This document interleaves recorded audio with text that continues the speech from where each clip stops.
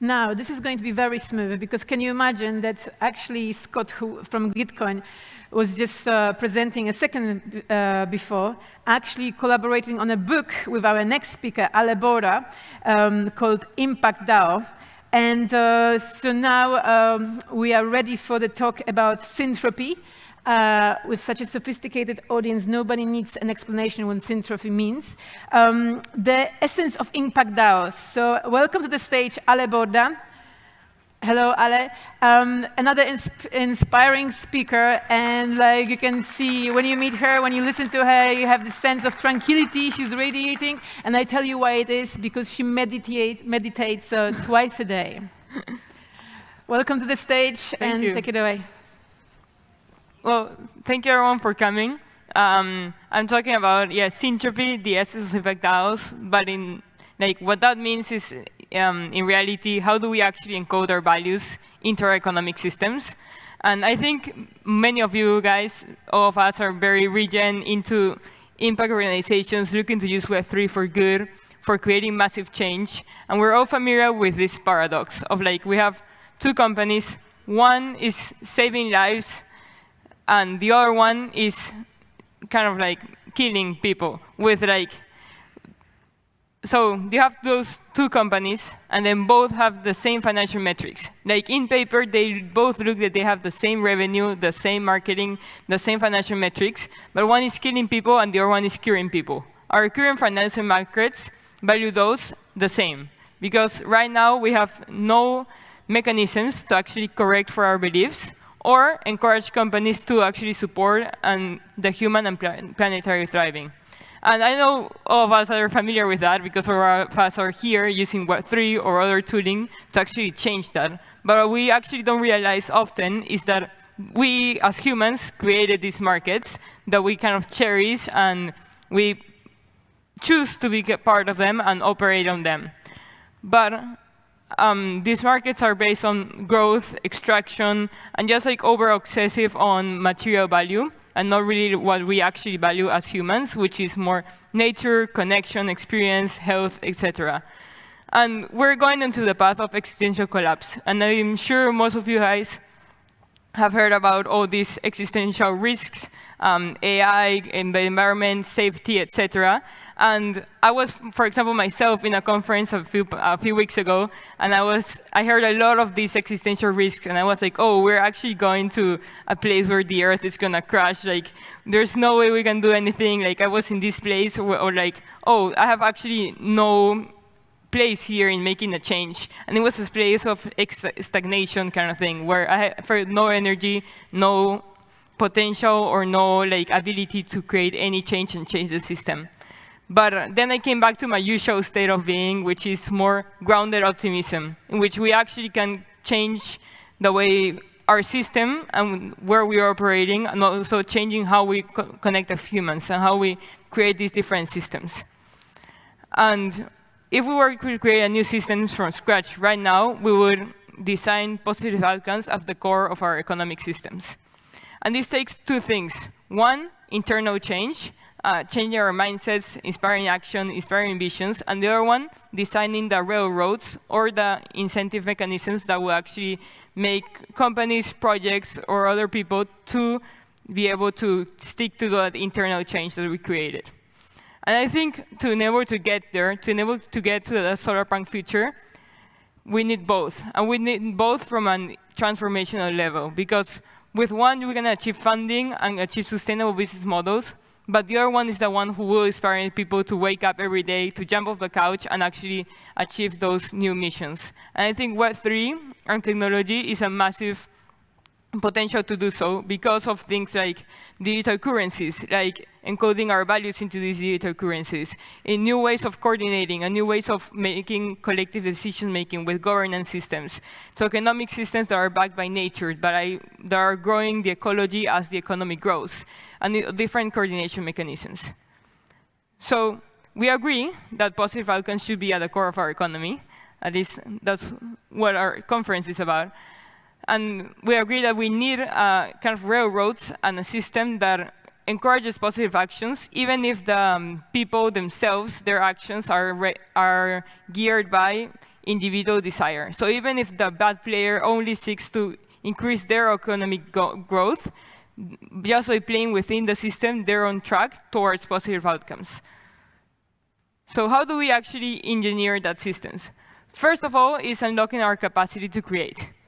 A lot of people actually don't see that we have potential. Like if I talk to my grandmother or my parents or other people who are working right now on the actual 9-to-5 and normal currencies, they don't see another future. They're not able to imagine new possibilities of change or these cyberpunk futures. That is the first step to actually get to that stage. Knowing that something else is out there and that we can use technology to create that. Knowing that we can create new monetary systems, new transactions, new ways of flowing, and valuing our economics from other forms of capital are actually what is a first unlock to actually be able to design these new systems. Because a lot of people are actually blind to these new possibilities. And I think the second one is agency. We can now use Web3 tooling and different tokenomic designs, for example, organizations like Token Engineering Commons, who are doing a lot of different experiments designs to actually align individual incentives with collective good and reignite our capacity as creators. Right now, we're used to just finish school or whatever and go to these normal jobs, normal companies, and just continue to do and operate as we usually do. And we don't really recognize we have capacity to create. With these new tokenomic designs and designing new local economies that could be nested towards global economies, we can see, oh, we can actually create from scratch. We can have complete design space and creativity to design these new things. And then we kind of have to shift away from hyper-efficiency into resiliency.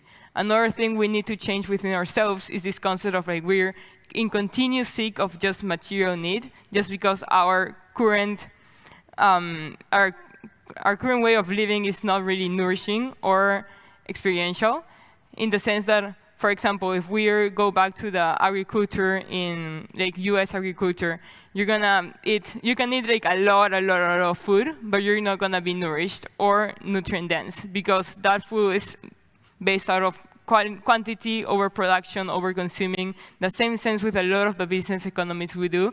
And right now, kind of our economy is mainly based out of production and hyper efficiency instead of diversity, instead of just optimizing for what will enhance the human experience on its own.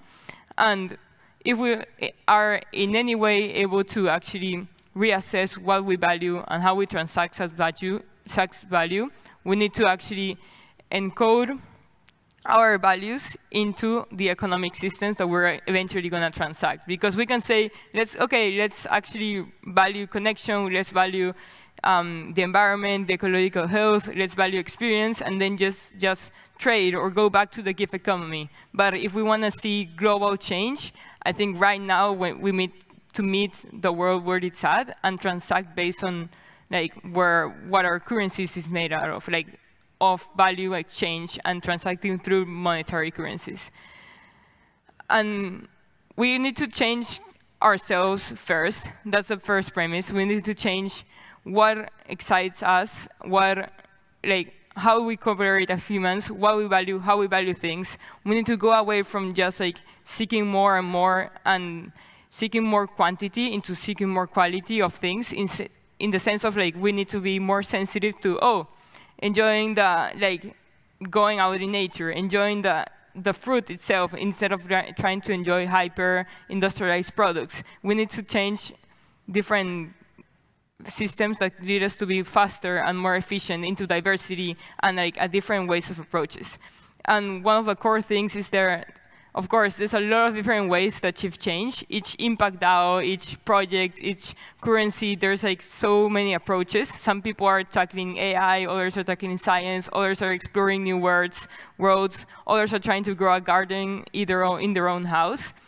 But the underlying layer is we need to understand that we can actually change the system ourselves, so we can actually have the agency to do so. And once we all understand, as Web3 allowed us to do, that we have the agency to create, then every single person might actually ask themselves, am I operating from the system that is aligned with my core values and my systems? Or should I just achieve things differently.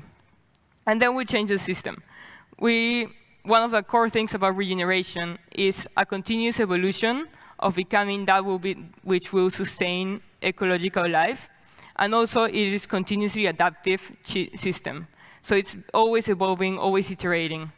And something that Web3 allows us to do, or like other systems, is these governance systems that are, instead of implemented on top of large nation states, where we assume that the power comes top down, these ones are implemented on small communities, small economies, maybe 20 people, 30 people, and they have the ability to constantly iterate on their governance systems.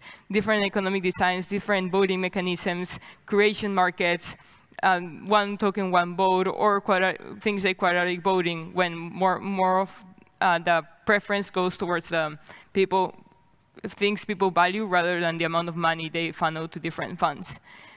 We can continuously iterate and change our models. We also have microeconomies. We can design things like Celo, that is doing like 40% of their currency based on natural capital assets, or at least that's the goal and like the aim. We can design currencies that are backed by things that we actually care about, and then iterate on small economies so that these can become later shared stacks or shared implementations towards other currencies. And then we have to shift away from merely financial capital. What if I'm an investor and I can, instead of invest in a project and just gain value if such project has like massive financial returns, we can also gain a lot of value of retroactive funding once this project achieves massive social, experiential, or natural capital. If the investment return is no longer financial, then we can like shift our way of investing in projects and investing in what we want to see through in the world. This is an example. For example, right now, a shitty company would seem to have like the same revenue and, well, obviously less cost a little bit than a positive, sustainable company, but that's not really the impact on the world. The real externalities are the positive actions that a positive company makes, clean air, experience, regeneration, or the negative externalities that are not actually measured by us right now by the shitty company. And now if we actually see the end results, the actions in the world are much, much different. And one notion here is that these externalities are very like separated from us. Like we don't actually feel them as much. For example, we've seen poverty, we've seen climate change being affected by like all the different companies and projects, but we don't feel it until now that it's actually very, very like essential for us to tackle it. Or we have some company tackling trees in the Amazon, but we don't feel it because it's very far away from us. And then the negative externality will be like just a percentage on our individual costs, so we don't actually internalize it. So how do we increase the feedback loops and the mechanisms so that these externalities, we understand how they affect us and the world around us? And one of those ways is with redesigning incentive systems.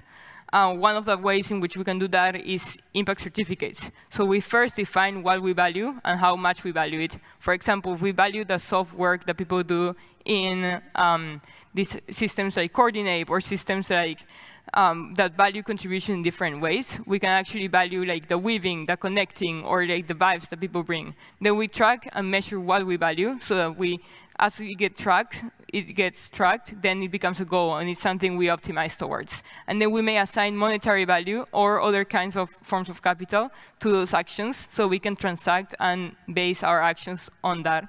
And then we create visible feedback loops. That lends into what I said in the earlier slide, in which we usually don't see the positive outcomes or the negative externalities because they're at a large scale and don't affect us individually. But if we can create visible feedback loops into each individual action and give contribution and attribution to each action, then it becomes very, very tangible for us to make better decisions. And we create incentives for additional impactful actions, like retroactive funding. If it becomes a norm that every time or every project that does like massive positive good in the world actually gets back the value in any form of capital, then people are going to be more incentivized to intrinsically go and do these impact projects because they're going to eventually receive a return that will eventually lead them to have continuous positive outcomes. Then we actually need to re-engineering like value flows. Like right now, things like in science, for example, IP just stops collaboration.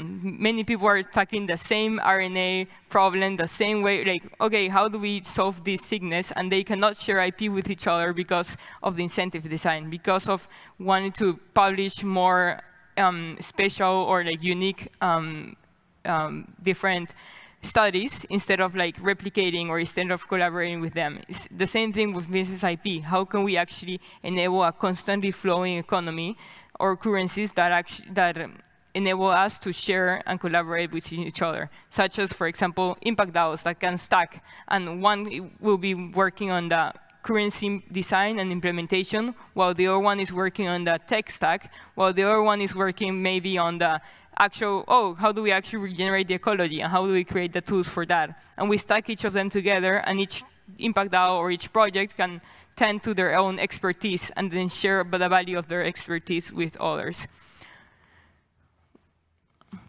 We also here kind of like redesign how we measure impact and how we measure the actions of things. For example, it's no longer about outcomes or quantity or like the different specific outcomes that each organization enabled.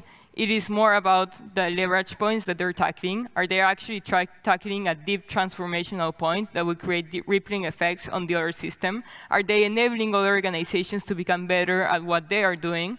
Or are they just like focused on their own mission? Because as we change how we think about things, how we operate, how we see the business landscape to be, is to a more collaborative, cooperative, interoperable aspect as Web3 is, then it is more about like what did I enable in others, how did I inspire others, how do I enable tooling or different information for others to become better at achieving these like massive missions. Because the world is pretty fucked up right now, and like we don't need to be like individualistic on like the individual strategy, but rather like, okay, let's all like just collectively sense make of what's better.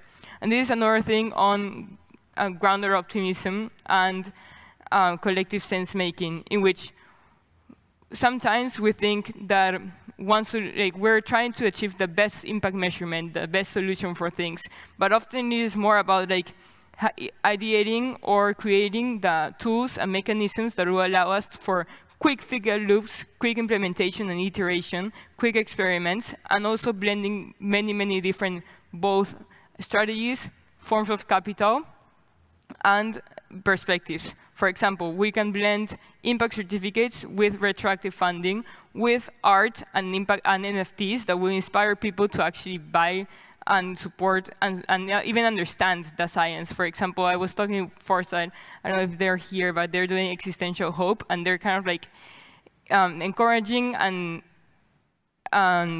motivating people to understand, like through art, the science that their scientists are tackling. The same thing we do at 50 years, which we kind of like encourage entrepreneurs to inspire others about their visions, even if they're working on like scientific things that are hard to understand for like people who are not really into biology. But how do we actually enable other people to see the outcome of the hard mission that they're tackling? Grounded in the fact that we need less, we need more experiential and more like nourishing and like highly like experience dense and nutrient dense things rather than a lot of materiality, and grounded in what nature needs, what each human needs, and grounded also in the fact that we need to do everything and we need to do many things, but it is mainly based on collaboration. Each of us achieving our own little node in the network and continuously iterating on the best way to collaborate. And finally, grounded on that we need the actual scientific or logical base, but also the cultural, the indigenous wisdom, and everything else. So, thank you.